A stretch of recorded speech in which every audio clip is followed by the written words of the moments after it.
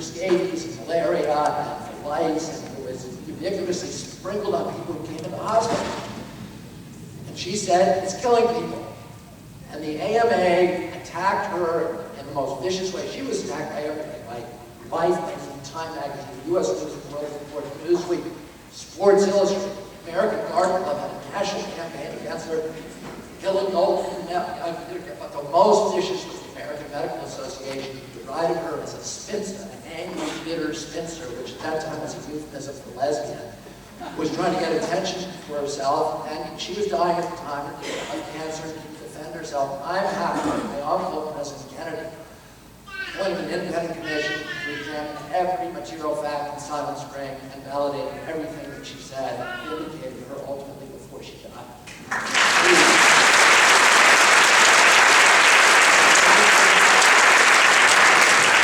In 1979, Herbert Beadle found that lead was causing, at that time, the lead levels for kids, it was thought okay if they're at 60 micrograms per deciliter. Now the levels are less than 2. So, and he's the one that did it, but he almost lost his medical license because of the facts and the science that he was able to show that this was doing brain damage to these children. But he got no appreciation. He was raked across the bowl. And again and again and again throughout history, the medical profession comes together to beat up and to terrorize people who question procedures that are supposed to be life-saving, because doctors want to see themselves as people who help people. And it's intolerable for them to look at themselves and say, maybe something that we're doing is actually harming our patients. There was another doctor called John Jaroski during the early part of this century who was the first one to come out with science saying that calomel, which was a mercury-based tooth powder, and was in common use from 1854, 1910 in the United States, and 1920 in the United States, 1954 in Great Britain, that it was causing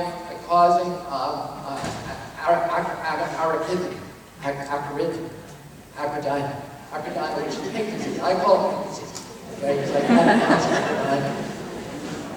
It was called, which was a horrific, disfiguring disease, and it was just a form of mercury poisoning. And not only that, the people who had it, even after their exposure, their children were being born deformed.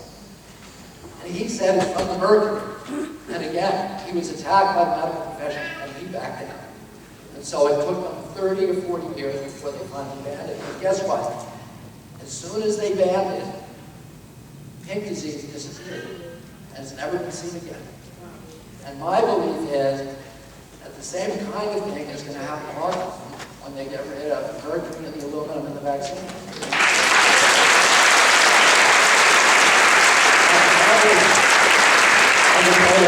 Most recent studies show that in Scandinavia, the levels are going back to background levels of 1 in 1,300. And in our country, 1 in 31 boys, according to the CDC, 1 in 31 boys now has this disease. Is it hyperbole when I say these people should be in jail? They should be in jail, and the key should be thrown away. Woo! Anyway, we all have to keep fighting. You guys are my heroes, and I'm doing this because of you. Because of, I can't see not standing up to these bullies who are doing things, go read the New Testament.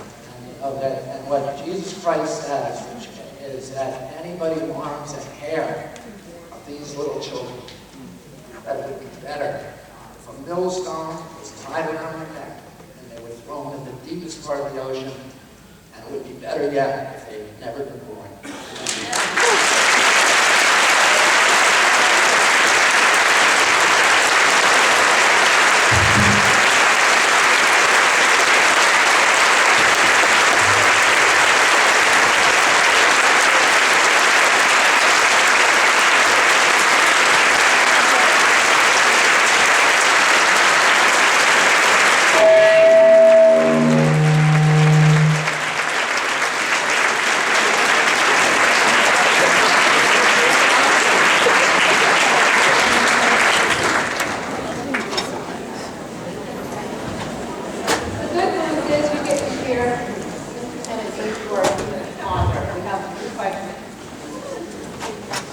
Biohazard, the CDC acknowledged autism as an epidemic.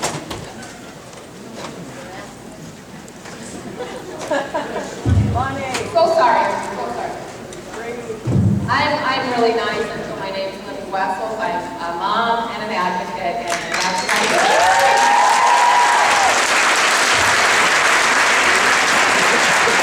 One thing I never try to do is to get into somebody else's head and tell them why they're doing something. I can tell you what they're doing. I can tell you they got a letter from the vaccine industry that said we can take this stuff all out of the vaccine. I can tell you that in 1999 they said it should be taken out of the vaccine, but that in a secret letter back in the vaccine industry, after telling them publicly with COVID, they said, don't. I can't tell you why they did it. I can think of a lot of really cynical reasons that are so horrible that, I feel like taking a shower after just thinking about it. But I can't tell you why they're doing it. I've seen people get caught in these institutional and cultural vortexes where they just want to protect themselves. And they'll go to extremes, but to me this is like Nazi death camps. I mean, what happened to these kids? There are 31 boys in this country is being, their minds are being robbed. So, and look what it does to the families. I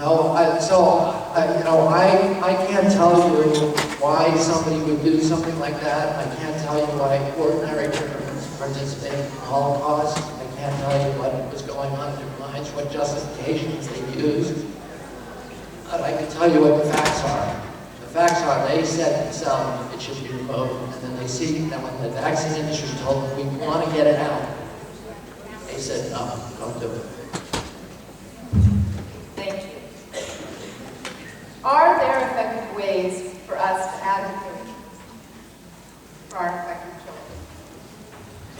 I think that what you're doing is the most important, is what you're doing. Is, you guys have been extraordinary advocates. You've gone against the most powerful institutions in this country. You've gone against the pharmaceutical industry that owns 70% of the news networks today, that is basically dictating the news to the press. You've stood up, and to me it was kind of encouraging that 41% of news articles are still saying there's a question about it. Because the ownership and power that these institutions have, the CDC, the NIH, the Institute of Medicine, the American Academy of Pediatrics, every major medical institution in the country is saying, telling the press that you guys are a bunch of crackpots and that this is a fringe theory. And yet there's still almost half the press who's taking it seriously. So, I would not count right now and saying, this isn't working. I think that what you're doing is working. And, I told you all of those other instances, with Dr. Semmelweis and Dr. Needleman and Rachel Parsons. And I told you that, Alice Stewart, I told you that as illustration, but I also told you that because I think that those are emblems of hope, because they finally won those battles. They were scarred, and they were personally injured, but they did stop X-raying pregnant women. And the lead levels did come down to 2 parts per million, and cigarettes are now regulated.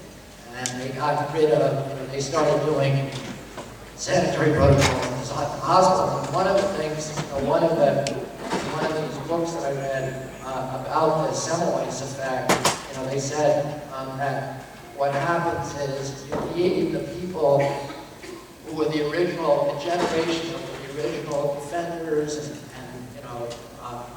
and deciders who put this stuff into the stream of commerce. You need them to kind of retire and sign off. And a new generation that comes in that's untainted, that doesn't feel they have to defend those old decisions. I don't think we can wait that long. And so I'm giving them a 1 year. And if they don't do it in a year, this is what I'm going to do with my life. I'm going to do everything I got.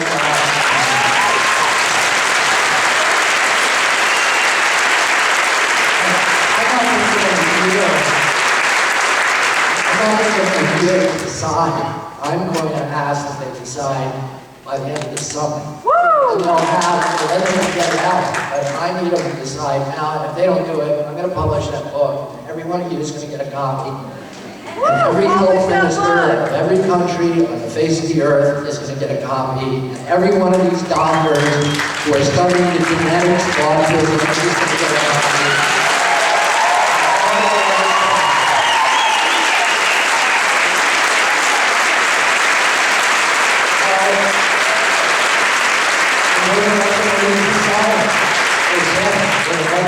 Science will change. Currently, there are a number of state-level initiatives to limit parental rights pertaining to vaccinations. What are your thoughts on the subject?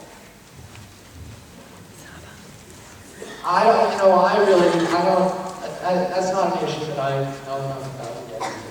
So I know something about toxics and I know something about science, and I don't know enough about the other impacts of vaccines to take a position on it, and it's better for me.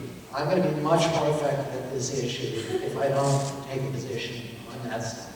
As far my position is, I have to be close enough to, I have to come off as saying vaccines are fine, let's make them safe. That has to be my position, or I won't be able to. I believe this is the first step that needs to be done before anything else is to be done. Well, that's got to be my position. I know there's people that feel strongly about other things, but I have to think strategically, and that's what I'm doing. Thank you.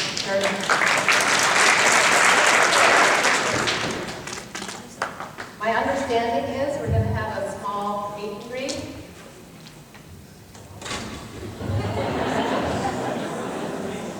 Help me, all of you.